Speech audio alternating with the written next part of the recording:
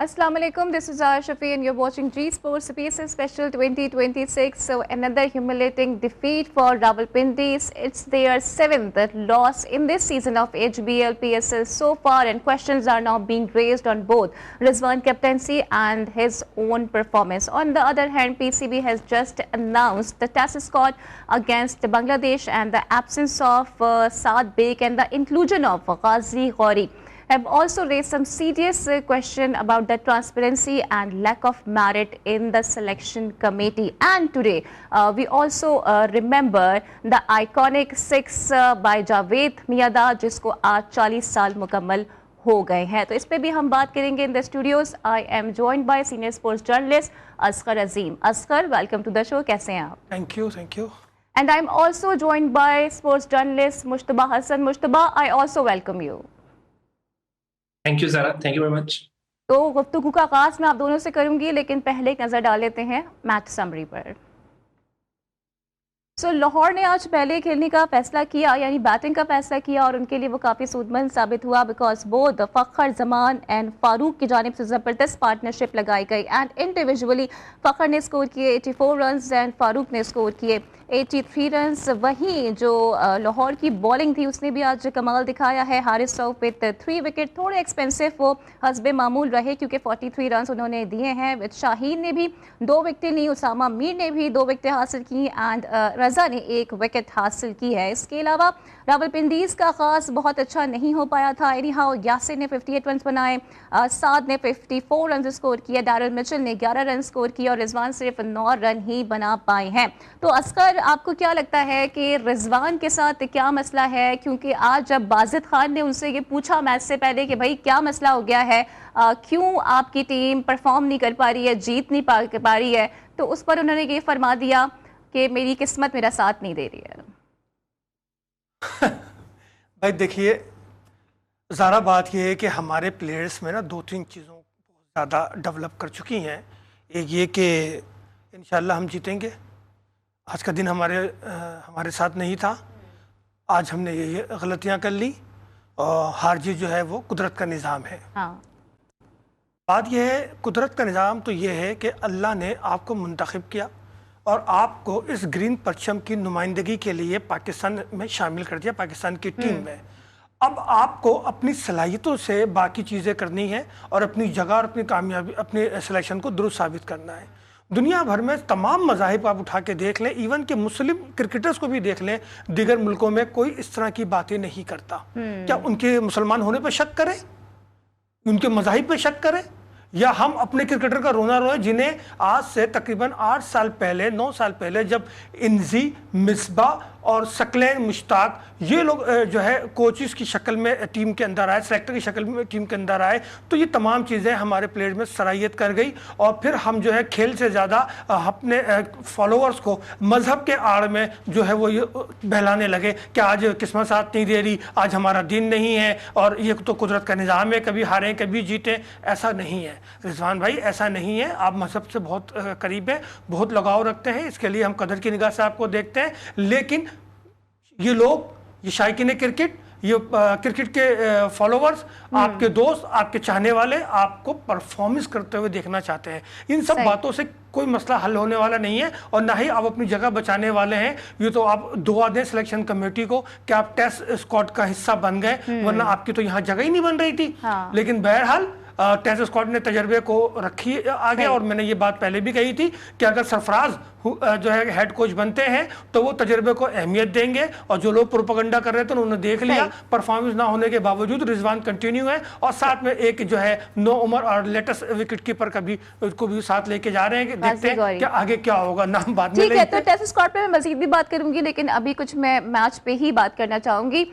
तो मुश्तबा, आपको क्या लगता है? बिकॉज अगर हम अभी की परफॉर्मेंस देखें रिजवान की तो बिल्कुल भी अच्छी नहीं है. आई थिंक 98 रन हैं उनके in the 7 innings of PSL सो फार, जिसमें उनकी एवरेज कोई 16 रन की बनती है. तो आप मुझे ये बताएं, क्या कैप्टेंसी करना उनका जस्टिफाई है?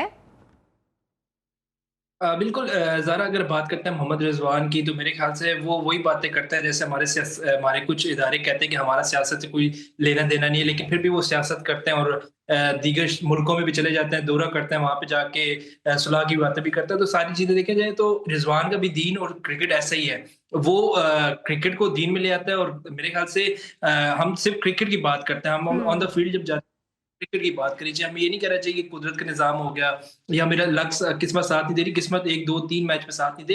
पीएसएल के तकरीबन 17 के 18 मैच हो गए रिजवान के, जी। जो उनका किस्मत साथ नहीं दे रही। तो मेरे ख्याल से अब ये बनता ही है रिजवान का कि अगर आपकी किस्मत साथ नहीं दे रही, आपका दिन अच्छा नहीं है, तो आप किसी और को मौका दे दें। मेरे ख्याल से सबसे पहले तो आपको ओपनिंग जहाँ जुमान है, आपने किसी और को जगह भी नहीं देनी। हम्म। आपने देखा नीचे 2 नासिर और साद दोनों ने 50 कर दी और मेरे ख्याल से मैच 24 के 25 बॉल में 50 की है। तो ये चीजें देखें और आप अपनी जगह नहीं छोड़े तो आप पूरी टीम को प्रेशर में ले आते हैं। आप अपने अगर टीम को जिताना है तो फिर आपको अपनी कुर्बानी देना पड़ेगी। और ये चीज हमने पाकिस्तान में लैग करते हुए देखी है कि पाकिस्तान में कोई भी चीज हम्म। ऐसे नहीं होती, जब धिक्के देके निकाला ना जाए तो मेरे ख्याल से वो चीज खुद बाहर नहीं जाती। राइट। बिल्कुल दुरुस्त फरमाया असगर भाई ने कि दुआ दे इनको सिलेक्टर्स को कि उन्होंने एक मरतबा फिर एतमाद किया इन पर टेस्ट क्रिकेट टीम के। और कुछ क्यास रही थी कि सरफराज आएगा तो रिजवान को जगह नहीं मिलेगी, लेकिन ऐसा बिल्कुल नहीं। सरफराज अहमद बड़े मेच्योर इंसान है और मेरे ख्याल से उन्होंने जिस तरह टीम को लीड किया था इसी तरह उनकी कोचिंग है जो बड़ा नेक ख्वाहिशात है उनके लिए। और रिजवान के लिए बस करते हैं अब किस्मत और ये दुआएं और ये सारी चीजें छोड़कर क्रिकेट पे फोकस करें तो मेरे ख्याल से उनकी परफॉर्मेंस जो है उसमें बेहतरी आएगी। अगर ये हाँ। कहते रहेंगे कि मजहब ये हो गया, नमाज पढ़ ले, ये सारी चीजें देखिए चलती हैं, साथ साथ आपको लेके चलनी पड़ती है।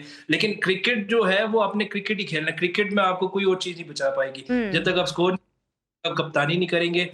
इस तरह के अगर परफॉर्मेंस हो तो मेरे ख्याल से एक दिलराना फैसला करते हुए इनको खुद ही कप्तानी से चले नहीं हटते तो एटलीस्ट हम्म। अपनी पोजीशन छोड़ 5वें नंबर पे आ जाएं, टीम के लिए सेक्रीफाइस कर दें। हाँ। कैप्टन हमेशा से वो जो किसी भी पोजीशन पे खेल सकता है, किसी भी दबाव में किसी भी सिचुएशन में आके टीम को हैंडल कर सकता है। ना कि सिर्फ ये कि मैंने पहले ऊपर ही खेलना है, बाकी टीम बाहर में जाए, हारती है जीती है मुझे से कोई मसला नहीं है। अब आप 7 मैच हार चुके हैं, आप पीएसएल के तो सही। इस एडिशन 11 है।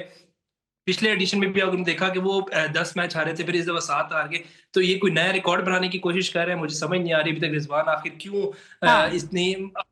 आप कहते हैं कि इस तरह की परफॉर्मेंस से उनको कोई फायदा नहीं हो रहा, लेकिन हाँ उनका कैरियर जो है मजीद खराब हो रहा है। जो लोग कल तक बातें करते थे कि रिजवान को क्यों निकालना है टीम से, करियर अब तो वो उनका कहते हैं खराब हो रहा है लेकिन उनको रियलाइजेशन नहीं हो रही और फोकस की जहां तक आपने बात की तो फोकस तो उनका कहीं और नजर आता है। मुझे ये बताइएगा कि असगर आज 5th टाइम ऐसा हुआ है कि रिजवान को शाहीन शाह अफरीदी ने आउट किया है, तो वो जो कहते हैं ना कि वो जो लर्न कर रहे हैं, आपको लगता है वाकई में वो लर्न कर रहे हैं? मेरा ख्याल है शाहीन इस 5 दफ़ा जब शाहीन ने उसको आउट किया तो मैंने एक बात सोची उस वक्त हाँ। कि शायद रिजवान के अलावा शाहीन को सब समझ गए। तो अच्छा। यही वजह है कि वो सिर्फ रिजवान टारगेट हो रहा है और 5वीं दफ़ा उसकी विकेट ले ली है। तो मेरा ख्याल है कि थोड़ा सा टेक्निकली जो है बहुत मिस्टेक कर रहा है रिजवान और उसको अपने बैटिंग पे तवज्जो देनी होगी। और आपको मालूम है कि रिजवान के पास 2 से 3 सिलेक्शन शॉट ऑफ सिलेक्शन है, उसके अलावा फिर वो उनसे बैटिंग होती नहीं है। तो यही वजह है कि वो ओपनर आते हैं ताकि पावर प्ले का फ़ायदा उठाएं। और जैसे मुस्तफ़ा कह रहे थे कि 7 मैचों में कंटिन्यू वो इस वक्त ओपनर आ रहे हैं। हाँ। और मुस्तफ़ा ने कहा कि जी वो अपनी पोजीशन चेंज कर दें, तो अगर वो पोजीशन चेंज करेंगे तो टीम से बाहर हो जाएंगे, कप्तानी छोड़ेंगे तो टीम से बाहर हो जाएंगे। तो अब टीम में रहने के लिए उन्हें कप्तान रहना जरूरी है, वरना जगह उनकी बन नहीं रही। तो मेरा ख्याल है कि अब मजीद शायद 3 मैच इनके रह गए हैं राउंड्स के और अब कोई गुंजाइश नहीं है। पीएसएल से पहली टीम है जो कि मुकम्मल तौर पर अब जो है सेकंड राउंड में क्वालिफाई नहीं करेगी और अब बाहर समझे हम इसे।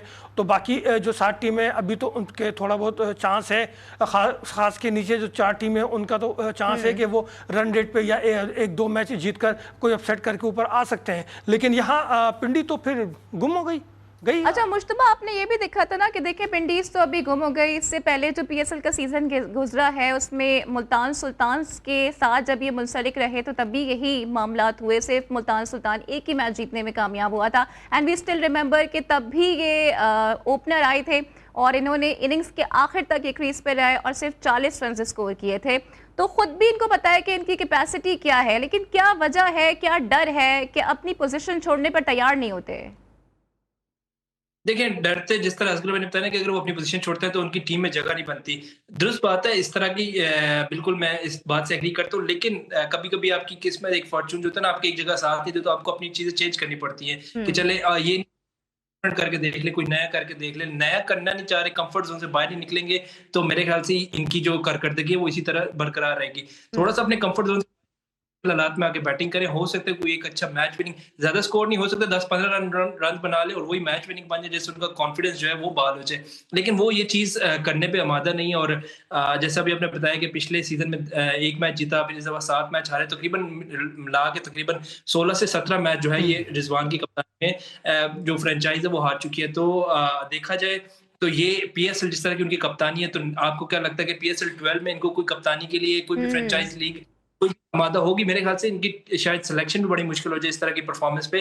तो अगर इन्होंने चले पाकिस्तान टी20 क्रिकेट टीम या वनडे से तो इनकी जगह जो है वो खत्म हो चुकी है किस्म की। लेकिन अगर मुश्तबा क्या वजह है कि जो दीगर प्लेयर्स हैं, इनफैक्ट जो फॉरेन प्लेयर्स हैं, वो भी परफॉर्म नहीं कर रहे? सैम बिलिंग्स भी कोई स्पार्क नहीं दिखा पाए। क्या कप्तान का परफॉर्म ना करना इतना ज़्यादा डीमोटिवेट कर देता है दीगर प्लेयर्स को कि उनकी परफॉर्मेंसेस भी नहीं आती?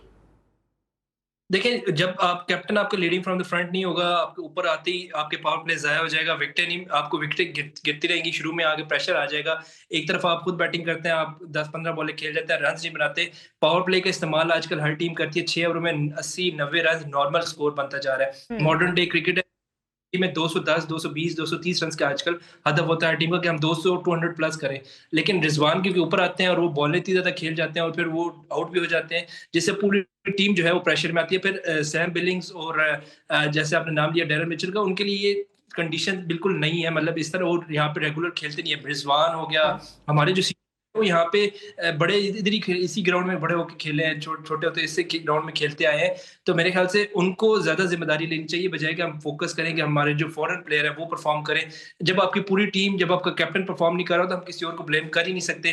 दूसरी तरफ अगर हम बात करते हैं उनकी बॉलिंग की, तो मोहम्मद आमिर उस तरह की परफॉर्मेंस नहीं दे पा रहा जिस तरह की वो टीवी पे बैठ के बातें करते हैं। बातें मेरे ख्याल से करना आसान था। वो अगर आमिर अपनी बॉलिंग पर अगर आके कमेंट्री करेंगे तो उनको अंदाजा हो जाएगा कि अपनी जब बॉलिंग पे बात करेंगे तो कैसे बात करते हैं। दूसरों पे बात करना थोड़ा सा आसान हो जाता है उनके लिए। ओवरऑल देखा जाए तो पिंडी को जहाँ कप्तानी ने रेड हुए, वहाँ पे उनकी बॉलिंग भी काफ़ी खराब रही। उस तरह की कोई सिलेक्शन नहीं की गई, उस तरह का कोई एक आमिर को ले लिएगा, कहा गया इम्पैक्ट प्लेयर होगा, आमिर हो हम्म। सकता है कि वो उस तरह, लेकिन अब उसकी वो स्विंग और वो पेस नहीं रही, जो पहले हम आमिर को जानते थे। ठीक है, माज़ी का बड़ा अच्छा बॉलर था, इसमें कोई हम्म। शक नहीं है कि उस बड़े अच्छे परफॉर्मेंस दिए पाकिस्तान क्रिकेट टीम के लिए। लेकिन अब उसकी जो उम्र है और जिस तरह का वो पूरे साल फारिग बैठता है, फिर सीधा आके पीएसएल खेलता है, तो इस तरह की जब आप पूरे साल कुछ खेलेंगे नहीं क्रिकेट और टीवी में बातें करेंगे और सीधा आके क्रिकेट खेल लेंगे, तो मेरे ख्याल से फिर इस तरह की परफॉर्मेंस होगी। और इसमें जितना हम रिजवान को ब्लेम करते हैं, इसी तरह हम बाकी जो प्लेयर्स हैं, जिसमें मोहम्मद आमिर हो गया, उनको भी ब्लेम करना चाहिए ठीक है, यानी जितना कि रिजवान। सिर्फ रिजवान का कसूर नहीं है, जो बाकी सीनियर प्लेयर्स हैं या जो फॉरेन प्लेयर्स हैं, जाहिर है वो भी परफॉर्मेंस दे रहे हैं, लेकिन क्योंकि वो कैप्टन है तो कैप्टन पर ज़्यादा उंगलियां उठती हैं। बाय द वे, उंगलियां कोई और भी उठा रहा है, यानी कि मैं बात कर रही हूँ पाकिस्तान के कुछ फॉर्मर क्रिकेटर्स के हवाले से। और सरफराज को लेके काफ़ी ज़्यादा कंट्रोवर्सी हो रही है, जिस पर अहमद शहजाद ने भी काफ़ी बातें की हैं। तो मुझे अभी ब्रेक के लिए कहा जा रहा है, ब्रेक के बाद जब वापस आएंगे तो इस पर भी डिस्कशन करेंगे। Stay tuned with us.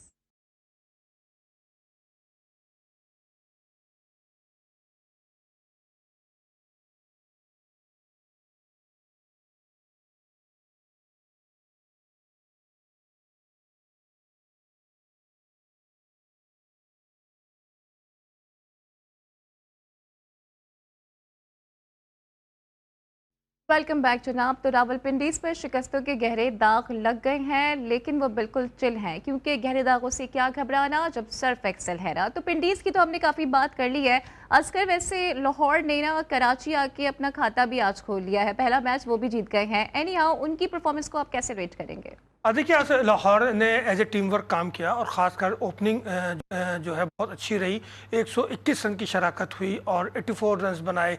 अब फ़खर ने और फिर उसका साथ भरपूर दिया सेकंड ओपनर ने, तो दोनों ने ही जो है बड़ी शानदार बैटिंग का मुजाहरा किया और 50 प्लस स्कोर करने में कामयाब हुए। तो 121 रन की जब ओपनिंग शराकत मिल जाए तो फिर स्कोर 200 प्लस तो बनता है।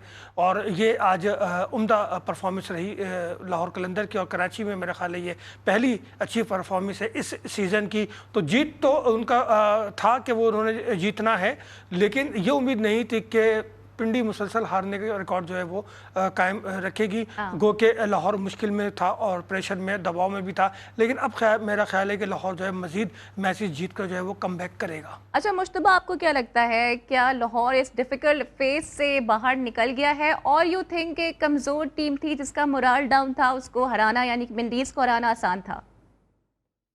नहीं, बिल्कुल भी नहीं ऐसा है कि कमज़ोर टीम को हम कहें कि लाहौर ने हराया। लाहौर ने आज अच्छा मैच खेला। सबसे अच्छी बात, जैसे अभी असगर भाई ने बताई, कि ओपनिंग जो है उनकी बड़ी अच्छी थी। जब फ़खर ज़मान बैटिंग करता है तो अब दूसरी टीम तो ऑलरेडी हमने इंटरनेशनल मैच में भी देखा, पीएसएल हिस्ट्री में भी देख लिया हमने, कि जिस दिन फ़खर का बैट चलता है उस दिन दूसरी टीम जो है वो बिल्कुल हम्म। लाजवाब हो जाती है। आज फ़खर ने जिस तरह की इनिंग खेली, फिर मोहम्मद फ़ारूक ने जिस तरह उनका साथ दिया, एक यंगस्टर के लिए बड़ा अच्छा मौका था कि एक सीनियर प्लेयर जो कि वहाँ पे अच्छी तेज़ रन्स कर रहा है, तो साथ उसके वो भी रन्स करे, और इससे बड़ा उनको कॉन्फिडेंस मिला होगा। मोहम्मद फ़ारूक की जो इनिंग है उससे भी बड़ा देखा गया है, तो फ़खर ज़मान से उनको काफ़ी कॉन्फिडेंस मिला होगा, और यही चीज़ जो थी लाहौर मिसिंग कर रहा था कि उनको शुरू में रन्स नहीं मिल रहे थे। वो उनके जो अभी आप पिछले मैचेस देखे तो उनका जो टीम टोटल था वो 100, 110, 120 पे ऑल आउट हो जाते थे, 124 रन से ऑल आउट हो जाते थे। लेकिन इस दफ़ा क्या हुआ कि एक स्टैंड इतना अच्छा मिल गया, ओपनिंग स्टैंड, उसके बाद 210 रन बनना तो मेरे ख्याल से बड़ा आसान हो गया था जब आपको 121 रन का स्टैंड मिल जाए। लाहौर के लिए कंसर्निंग पॉइंट ये है कि अभी सिकंदर रजा जो है उस तरह की परफॉर्मेंस नहीं दे पा रहे जिस तरह वो माने जाते हैं। इसके अलावा लाहौर हम्म। की बैटिंग देखी जाए तो फ़खर ज़मान एक ऐसे प्लेयर है जो इम्पैक्ट है पूरी इस जो आगे आने वाले दिनों के आगे वाले जो मैचेस हैं लाहौर के, वो बड़े इम्पैक्ट प्लेयर होंगे। और अब जैसे लाहौर को एक बड़ी विक्ट्री की ज़रूरत थी इस तरह की, क्योंकि काफ़ी मैचेस हार रहे थे लाहौर, और कॉन्फिडेंस जो था बिल्कुल शटर हो गया था। लेकिन आज रावलपिंडी का शुक्रिया अदा करें मेरे ख्याल से कि जहाँ वो 6 मैच आ रहे हैं, उन्होंने कहा एक मैच और आ जाओ, लाहौर को भी मौका दे कि अपनी ट्रॉफी से वापस जो हाथ निकल रही थी हाँ। उनके हाथ से फिसल रही, उस पे वापस आ जाए। तो आप देखें बड़ा अच्छा हो गया, ये पीएसएल के लिए बड़ा अच्छा है, इसके लीग के लिए बड़ा अच्छा है कि चले आपकी 6 टीमें जो है वो इस वक्त सॉरी 7 टीमें जो है वो in contest for the next round है।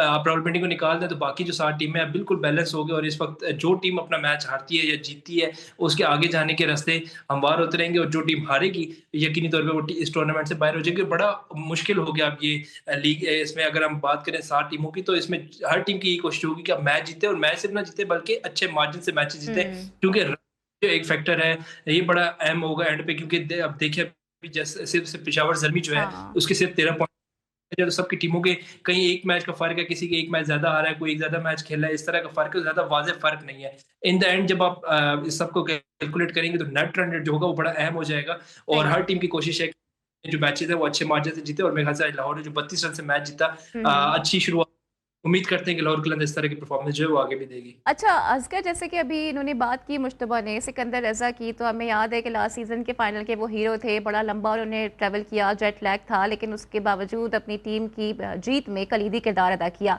क्या लगता है कि इतने ऑफ कलर वो हमें क्यों नज़र आ रहे हैं? ऑल दो जब ये टेम्परिंग वाला इशू आया था तो लाहौर कलंदर्स ने उनको प्रेशर के लिए बिठा दिया था। देखिए बात यह है कि सिकंदर T20 से ही ऑफ कलर हो गए थे, और वहाँ भी वो एक इनिंग के अलावा बाकी कोई ऐसी ख़ास इनिंग नहीं खेल सके थे जो कि उनके टीम के काम आती। गो के मजमूई तौर पर अगर टीम की परफॉर्मेंस देखी जाए तो वो अच्छी थी, लेकिन सिकंदर जो है वो अपने ज़ाती तौर पर एज ए कैप्टन वहाँ पे वो परफॉर्म नहीं कर सके। तो फिर उसके बाद उनको पीएसएल में आना हुआ, तो पीएसएल में आने के बाद जो है वो कोई ब्रेक थ्रू अभी तक नहीं कर सके। उनको एक इनिंग की ज़रूरत है, एक अच्छे स्पेल की ज़रूरत है। अगर ये दोनों चीज़ें उनको किसी भी एक मैच में मिल गए तो फिर लाहौर के लिए बहुत बड़ा सपोर्ट हो जाएगा। और जो उसकी क्वालिटी है सिकंदर की, तो वो जो डेथ ओवर में वो खेलते हैं और डेथ ओवर जो वो कराते हैं, वो दोनों शोबे में लाहौर की ज़रूरत है। वो बस एक मौके की ज़रूरत है, और वो मेरा ख्याल है कि लाहौर उनको कंटिन्यू रखेगा, चूँकि एक तो वो अच्छे मेहमान प्लेयर हैं, फिर दूसरा उनकी परफॉर्मेंस से लास्ट टाइम ही जो है लाहौर चैम्पियन बना था। तो मेरा ख्याल है कि बस थोड़ा सा सब्र करना होगा, और शायद सिकंदर को जो है वो नेट पे तवज्जो देने की ज़रूरत है। ठीक है, और कुछ बॉलिंग साइड की भी बात कर लेते हैं। तो मुश्तबा, आज हारिस रऊफ ने भी 3 विकेटें ली, 43 रन दिए, और 4 ओवर आज उन्होंने पूरे करवाए हैं, तो तारीफ तो बनती है फिर हारिस की आज मुश्तबा। बिल्कुल, हारिस रऊफ के लिए बड़ा अचीवमेंट मैं समझूंगा कि आज उन्होंने 4 ओवर कराए हैं, और अब ये कम ही देखने को मिलेगा आपको ज्यादा, क्योंकि जिस तरह की उनकी परफॉर्मेंस है बार बार ये चीज नहीं देख पाएंगे। आज आपने देखा क्योंकि पिंडी थी, शायद आगे जाके जो टेबल टॉपर जैसे पेशावर है उनके साथ हारिस रऊफ जो अपनी परफॉर्मेंस में वापस आ जाए, लेकिन आज 3 विकेटें ले ली हैं। मैं उनको मुबारक करूँगा। मेरे ख्याल से आज उनको काफ़ी हेल्प भी मिली होगी। शाहीन शाह अफरीदी की देखें 2 विकेट उन्होंने भी ली, 3 ओवर में हुँ। सिर्फ महज़ 19, लेकिन हारिस ने जो अपना है ना वो साइड अपना पूरा रखा है। रन्स जो उसने 43 रन दिए अपने, उन्होंने 10 रन की अपने एक एवरेज साइड है। 10 रन्स की एवरेज उसने अपनी पूरी रखी है। उसने कहा है कि चले विकेट तो ले लो लेकिन रन्स कहीं दूसरी टीम नाराज़ ना हो जाए, और अपने 43 रन्स पूरे दिए हैं। मेरे ख्याल से हारिस रऊफ अब उस तरह के इम्पैक्ट अब मुझे नहीं समझ आती कि लाहौर कलंदर की सिलेक्शन पे जब हम राइट। बात करते हैं तो शाहीन अफरीदी, फिर इतने ज़्यादा आपने बॉलर पाकिस्तान, पूरा पाकिस्तान क्रिकेट टीम में आपने उठा के लाहौर कलंदर में डाल दिए और कहा है कि पाकिस्तान क्रिकेट टीम की परफॉर्मेंस बड़ी अच्छी थी इंटरनेशनल मैचेस में, वर्ल्ड कप में देख लें या एशिया कप में देख लें, तो शायद उससे इंप्रेस हो गए थे। लेकिन भूल गए थे कि हारिस रऊफ जो है वो चाहे इंटरनेशनल मैच हो, डोमेस्टिक मैच हो, लीग मैच हो, गली क्रिकेट वाली का मैच हो, वहाँ पे भी हारिस रऊफ ने रन्स देने ही देने हैं। हुँ, हुँ। पूरी टीम अच्छे परफॉर्म करती है, लेकिन हारिस रऊफ जो है वो रन्स देते हैं और जिससे मेरे ख्याल से पूरी टीम को प्रेशर आता है। अब आगे इनके पास देखते हैं कि आगे जो आने वाले मैचेस है बड़े अहम मैचेस है लाहौर के लिए, हुँ, और है कि 3 विकेट लेने के बाद भी क्या हारिस रऊफ टीम में जगह बरकरार रख पाएँगे या नहीं? हुँ। क्योंकि जिस तरह वो है, मेरे ख्याल से ये बड़ा एक कंसर्निंग पॉइंट है लाहौर के लिए। तो असगर आपको भी ये लगता है कि हारिस भी आगे चल के कभी ड्रॉप हो सकते हैं डिस्पाइट द थिंग्स, अब वो विकेट ले रहे हैं लेकिन जो उनका एक मसला रहा है ज़्यादा रन्स देने का वो बरकरार है? देखिए हारिस नहीं चाहते कि लोग उनको भूल जाएं, अच्छा। इसीलिए वो रन्स देकर अपने जो है रिकॉर्ड को मेंटेन कर रहे हैं खुद ही। और आज यकीनन उन्होंने 3 विकेटें ली हैं, बट वही बात है कि 10 रन की एवरेज बहुत ज़्यादा होती है। उसके साथ साथ शाहीन ने उन्हें सपोर्ट करने की कोशिश की और उन्होंने जो है वो 6 रन की एवरेज से जो है 2 विकेटें ली, 3 ओवर उन्होंने कराए। लेकिन उसके साथ साथ उसामा मीर ने भी 4 ओवर में 29 रन देकर 2 विकेटें ली। अब अगर इसमें हम ये बात करें कि हारिस को ड्रॉप करने के लिए, तो हारिस लाहौर कलंदर के अनोखे लाडले हैं, उन्हीं की दरियाफ्त है। जिस तरह से मोइंजोदड़ो किसी की दरियाफ्त है, जिस तरह से अमेरिका किसी की दरियाफ्त है, तो हारिस जो है वो लाहौर कलंदर की दरियाफ्त है। लेकिन और आपको मुझे याद नहीं होगा लगता ना कि असगर कि इनके लिए कहा यह गया था कि भाई ये 4 ओवर के बॉलर हैं, लेकिन मसला ये है कि वो 4 ओवर में भी इतने रन दे देते हैं कि फिर समझ नहीं आता कि इनके साथ किया फिटनेस क्या नहीं है जाए। यार इसकी, इसे हारिस की फिटनेस नहीं है। 2 ओवर के बाद जो है ना इसको 18 ओवर का आराम कराना चाहिए, यानी कि सिर्फ 2 ही ओवर से करवाने चाहिए। ये 2 ओवर का बॉलर रह गया है। हाँ। बाकी जो है अगर आप उसको कंटिन्यू तीसरा ओवर आप कराते हैं तो फिर आप देख लें तो उसका रिजल्ट क्या आता है। ऐसा लगता है कि हारिस साहब जो है वो लाहौर से पैदल कराची पहुंचे और अब ये कुछ भी नहीं कर सकते। तो मेरा ख्याल है फिटनेस पे काम करने की जरूरत है और लाहौर कलंदर को भी चाहिए या तो हारिस को आराम कराएं, इसकी फिटनेस पे काम कराएं, उस पर फिटनेस पे तवज्जो दें। अदरवाइज इस तरीके से अगर सिर्फ लाडलापन चलता रहेगा तो नुकसान तो फ्रेंचाइजर का ही होगा। हाँ। क्योंकि वो पैसा लगा रहे हैं, उनकी अच्छा, दरियाफ्त है, फ्रेंचाइज का भी उन्हें होगा और मेरे ख्याल से पाकिस्तान क्रिकेट का भी होगा, बिकॉज हमें उनके वो कीमती और मोस्ट एक्सपेंसिव ओवर्स याद हैं जिनकी वजह से हम काफ़ी ज़्यादा मैचेस हारते भी रहेंगे। तो अभी मुझे ब्रेक के लिए कहा जा रहा है, ब्रेक के बाद जब वापस आएंगे तो कुछ मज़ीद भी बात करेंगे।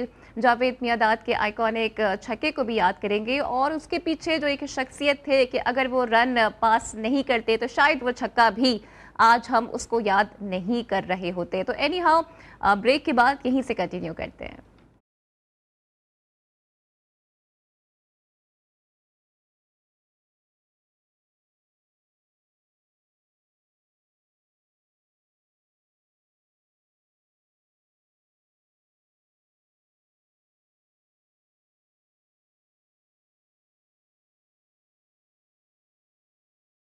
वेलकम बैक टू नाप। तो पाकिस्तान यानी कि पीसीबी की जानिब से टेस्ट स्क्वाड का ऐलान कर दिया गया है, लेकिन उसमें कुछ इंपॉर्टेंट नाम नहीं हैं जो कि डोमेस्टिक में परफॉर्मेंस देते आए हैं, लेकिन कुछ ऐसे नाम शामिल हैं जिन्होंने सीज़न में सिर्फ एक ही मैच खेला है। तो मुश्तबा मुझे ये बताइएगा कि आपके पास क्या इंसाइट्स हैं, बिकॉज यहाँ तो काफ़ी कंट्रोवर्सी हो रही है कि 7 बेग जो कि 10 मैचेस खेले हैं, 1000+ रन बनाए हैं, उनको शामिल नहीं किया जाता है, लेकिन गाजी कौरी स्क्वाड में जगह बनाने में कामयाब हो जाते हैं। ये पाकिस्तान क्रिकेट टीम में पाकिस्तान क्रिकेट सिलेक्शन है, इस पे हम हमेशा से बात करते हैं और मेरे ख्याल से जब भी हम बात करते हैं तो यही बात करते हैं कि यार उस प्लेयर को क्यों खिलाया, इस प्लेयर को क्यों नहीं खिलाया। हम्म। ये हमें हमेशा देखना पड़ेगा कि पाकिस्तान टीम जो है सिलेक्शन होती है वो मेरिट पे कभी हुई नहीं है। हम्म। मेरिट पे होती तो हम वर्ल्ड कप भी अच्छा परफॉर्म करते हैं, एशिया कप में भी अच्छा परफॉर्म करते हैं, हम दीगर मैचेस में भी अच्छा परफॉर्मेंस करते हैं, लेकिन क्योंकि सिलेक्शन जो होती है, जैसे अभी गाजी होरी की आप बात कर रही हैं, उसकी जगह हम 7 बेग को अगर कंपैरिजन करें दोनों का, हम्म। तो कोई भी तो वो ऑब्वियसली जो ऑटोमेटिक चॉइस होता है वो 7 बेग की तरफ जाता है, क्योंकि उसके जो रन है, Exactly. एवरेज है, वो दूसरे प्लेयर्स की निस्बत बेहतर है। ठीक है, मैं ये नहीं कहता कि नए नौजवान लड़के गाजी हो रही है, उसको क्यों मौका दिए। ठीक है, अच्छी बात है कि आपने नए है, लेकिन उस तरह के लड़कों को इंडक्ट करना जो परफॉर्म नहीं कर रहे और उनको ना करना जो परफॉर्म कर रहे हैं, उनके कॉन्फिडेंस के लिए काफी ये मैं कहूंगा कि बुरी चीज है कि एक तरफ वो डोमेस्टिक में रन अंबार लगाते हैं। यही बात हुई थी फवाद आलम। फवाद आलम जो था एक बड़ा अच्छा नाम था, वो डोमेस्टिक में रन लगाते रहा कोई 8 साल 10 साल वो खेलता रहा जी। डोमेस्टिक, लेकिन वो टीम में सिलेक्ट नहीं हुआ। वो सही। टीम में सिलेक्ट हुआ, पहला मैच था उसने खेला, उसी में उसने 170 रन की इनिंग खेल दी, मुझे आज तक वो इनिंग याद है।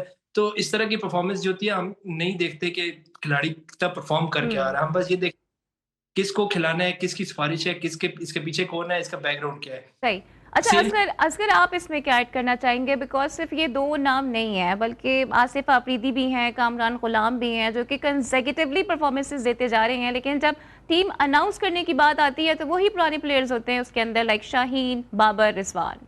देखिए, सरफराज के और मिसबा के सिलेक्शन कमेटी में शमूलियत से ये उम्मीद थी कि टीम मेरिट पे बनेगी। हाँ। लेकिन अफसोस से कहना पड़ता है कि इस बार भी ऐलान मेरिट पर नहीं हुआ।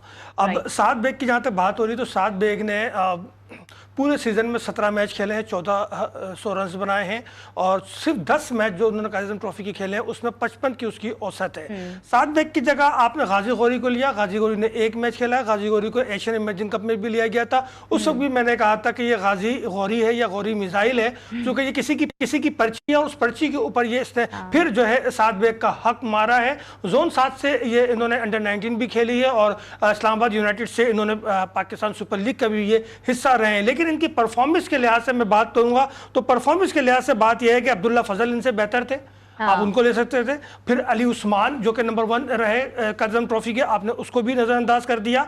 कामरान गुलाम अली को 2 मैच आपने खिलाया, उसके बाद किस बिना पे बगैर खिलाए उसको ड्रॉप कर रहे हैं, ये बात समझ से बाहर है कि आया इसका कमबैक क्यों नहीं होता। इसी तरीके से हमारे जो हसीबुल्ला हैं, बलूचिस्तान के विकेट कीपर बीटर, वो इस वक्त फॉर्म में भी हैं, उन्हें भी नज़रअंदाज कर दिया गया। तो मैं समझता हूँ कि रोहेल नज़ीर जो कि एक हीरो बनकर आए थे और अंडर 19 के एक जो है बड़े कामयाब विकेट कीपर बीटर रहे थे, कप्तान भी रहे, लेकिन फिर उनको भी यकसर नजरअंदाज कर दिया गया। और गाजी गौरी पे ही मैं समझता हूं कि इसका बैकग्राउंड जो है किसी मिसाइल वाले से जरूर मिलता है, वरना इस तरह से डायरेक्ट जो है ये टीम में नहीं आते। तो ये जो पर्ची सिस्टम है, इसने पाकिस्तान क्रिकेट को दीमक की तरह जो है चाटना शुरू कर रखा है और ये खा चुका है पाकिस्तान क्रिकेट को। यही वजह है कि हमारे टैलेंटेड प्लेयर मुल्क से बाहर चले जाते हैं और फिर दूसरे मुल्कों की जो है वो नुमाइंदगी कर रहे होते हैं, फिर हम लकीर पीटते हैं और जब चिड़िया चुग जाती है खेत। तो मेरा ख्याल है कि ये बहुत ही अहम नुक्ता है कि इस बार भी। और फिर सबसे बड़ी बात क्या है कि जो टेस्ट मैच है ना दोनों अगेंस्ट बांग्लादेश, ये टेस्ट चैंपियनशिप का हिस्सा है। तो अब इसके आगाज में ही जब हम मेरिट की धज्जियां उड़ाएंगे तो मैं सरफराज से क्या उम्मीद रखूं, मिसबा से क्या उम्मीद रखूं, आकिब जावेद से क्या उम्मीद रखूं, और असद शफीक जो हर ओहदा अपने लिए समझते हैं कि बहुत जरूरी है उनके लिए, पता नहीं जो है वो उनके एस्टेब्लिशमेंट में उनके भाई हैं और अपने भाई की पर्ची पे पता नहीं क्या क्या चीजें हासिल करते फिरेंगे, क्योंकि इस वक्त भी उनके पास 4 ओहदे हैं। अब आप खुद सोचें कि इस तरीके से कैसे मामला चलेंगे, कैसे पाकिस्तान क्रिकेट इंसाफ कर पाएगा अपनी कौम के साथ, अपने क्रिकेटर के साथ, अपने डोमेस्टिक के प्लेयर के साथ, जब इस किस्म की सिलेक्शन होगी। यानी कि लैक ऑफ एब्सेंस का और लैक ऑफ मेरिट का जो इशू है वो हमेशा से ही रहा है। तो मुश्तबा, जैसे कि असगर भी कह रही हैं कि सरफराज तो खुद सब कुछ फेस किए हुए हैं, अब उनके अंदर रहते हुए ये सारे मामलात हो रहे हैं। ऑल्दो अहमद शहजाद ने भी यही वाली बातें की हैं और वो ये कह रहे हैं कि भाई ठीक है, एज अ प्लेयर होना तजुर्बा अलग होता है, लेकिन इतना बड़ा ओहदा यानी कि टेस्ट फॉर्मेट में हेड कोच ही बना दिया गया विदाउट एनी एक्सपीरियंस। देखिए, सरफराज अहमद की जहाँ तक बात करें, वो इंडिविजुअल अगर उनकी हम बात करते हैं तो वो बड़े अच्छे इंसान है, इसमें मुझे कोई शक नहीं है कि वो जो जैसे टीम को ईमानदारी के साथ लेके चलेंगे, वो उस पर मुझे कोई शक नहीं है। लेकिन उनके आसपास में अभी नाम लिया असगर भाई ने, जितने भी लोग हैं वो सारे उनको बताएंगे कि आपकी ये टीम है, आपने इसी के साथ चलना है। अगर आपने उधर रखना है तो आप इसी टीम को खिलाएं, नहीं तो आप उधर छोड़ दें, हम किसी और को लेंगे। अभी बात करते हैं 4 होते, तो हमारे कई ऐसे लोग हैं जिनके पास चेयरमैन क्रिकेट बोर्ड भी है, मिनिस्ट्री भी है, फिर और भी कई होते हैं। अब हॉकी की तरफ भी उनका एक नाम आ रहा है कि वो भी हो सकता है चेयरमैन हॉकी क्रिकेट हॉकी के भी लग जाएं। अच्छा। तो इस तरह की बन चुकी है।